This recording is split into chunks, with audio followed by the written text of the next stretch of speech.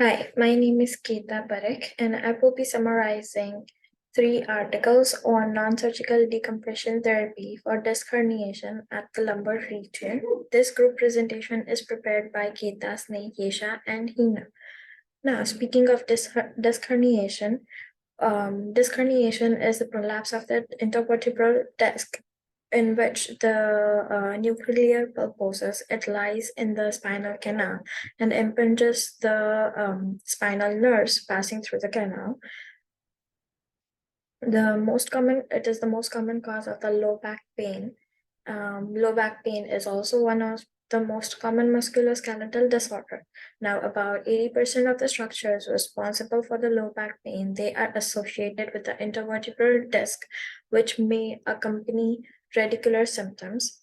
This radiating pain is called lumbar radiculopathy, and lumbar radiculopathy pain is can be of burning electric or sharp shooting pain radiating from back up to the mid thigh or up to the knee, or it can also radiate up to the foot. So, what is the non-surgical spinal decompression?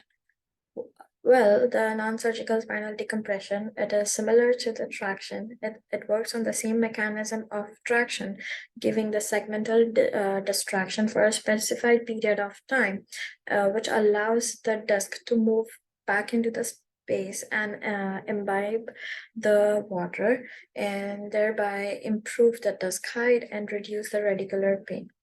So, the non-surgical spinal decompression, it is a sensitive computerized feedback that provides a logarithm control of the force of decompression.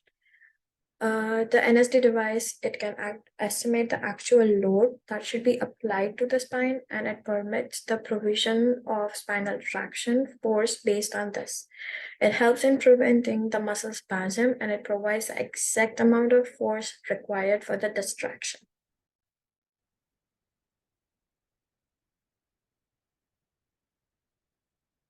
Okay, so moving on to the first article, it is a randomized controlled trial in which the effects of non-surgical decompression therapy, in addition to the routine physical therapy, on pain, range of motion, endurance, functional disability, and quality of life versus only the routine physical therapy alone in patients with a lumbar radiculopathy was studied by Fariha, for which the study had put an effort towards finding an appropriate spinal decompression technique for lumbar radiculopathy patients.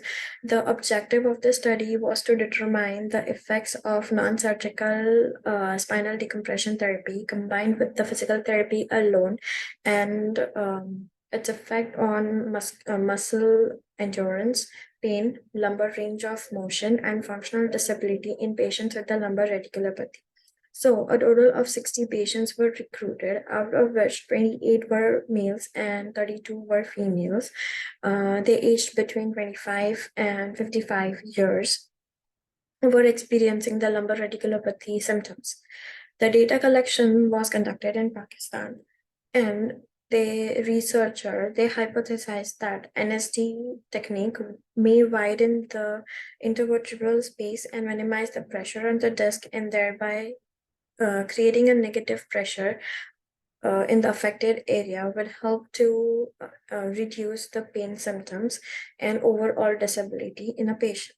The primary outcomes of the study were pain intensity and lumbar range of motion, while the secondary outcomes were the level of disability, back muscle endurance, and quality of life.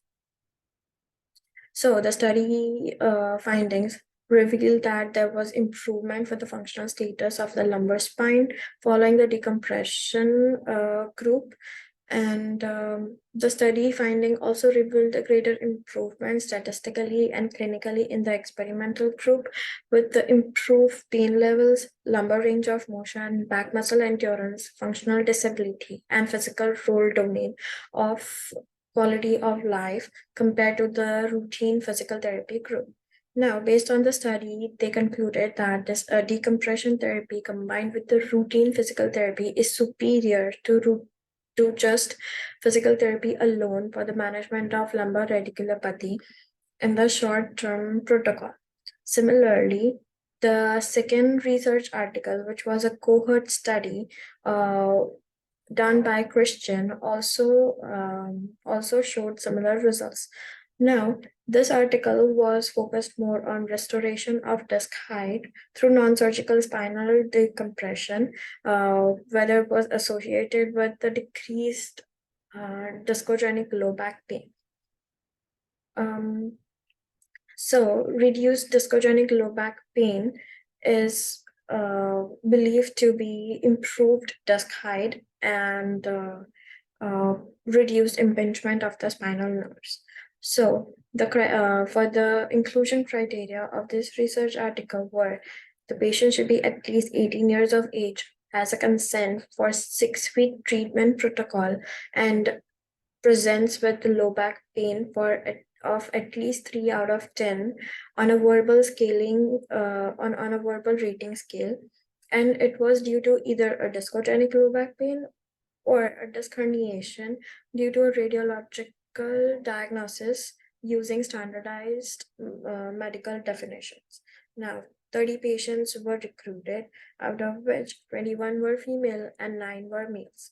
The protocol typically included 22 sessions of spinal decompression over a 6-week of time with the 28 minutes active treatment sessions. Now, during the treatment, harnesses were put around the low back region and over the shoulders, and traction force was applied or giving the decompression to the spinal area, to the affected spinal area, and the following results were noted.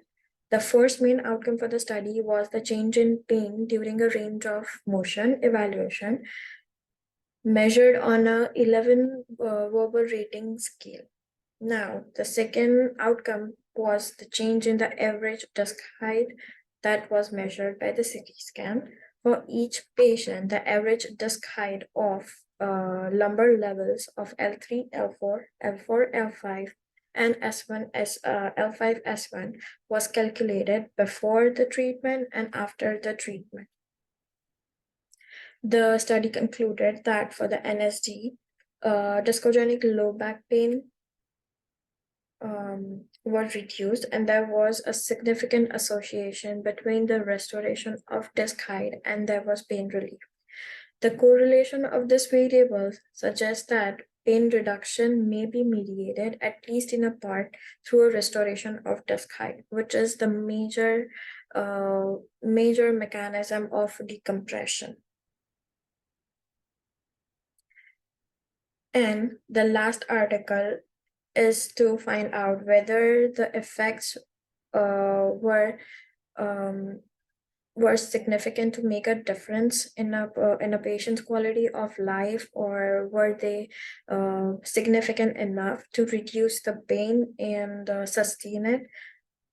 So this research is done by Einer on regression of lumbar disc herniation by physiotherapy, whether the non-surgical spinal decompression therapy made a difference. It is a double-blinded randomized controlled trial. Now, the study concluded that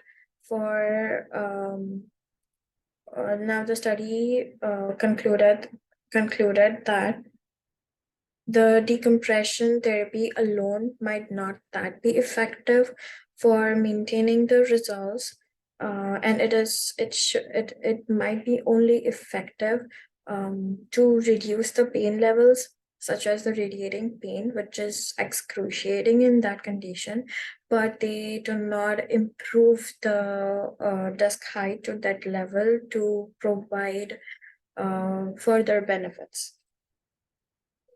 So in the study, 22 patients were diagnosed with the lumbar disc herniation, and they were suffering from pain for at least 8 weeks, and they were enrolled in the study. Both the groups received combination of electrotherapy, friction massage, and stabilization exercises for 15 sessions, whereas the experimental group had received additional NSD. The outcomes were measured by numeric analog scales, straight leg raise test, disability index, which were applied at the baseline and at the and after the treatment. The imagining imagining imagining of by magnetic resonance imagination, which were performed at the baseline and 3 months after therapy, also helped to determine the disc height. Now, the study concluded that NSD was effective to reduce the pain and improve the overall quality of life. However, it was not that helpful in improving the disc height. So, based on all the three articles, it can be concluded that NSD is definitely one of the therapeutic modality which can be used to improve the quality of life by reducing the lumbar radicular pain. However, for a precise effect of the target group, which can include acute, subacute, and chronic conditions of low back pain, needs more randomized control trial to support the effectiveness of NSD and to provide more accurate handling of the patients. Thank you.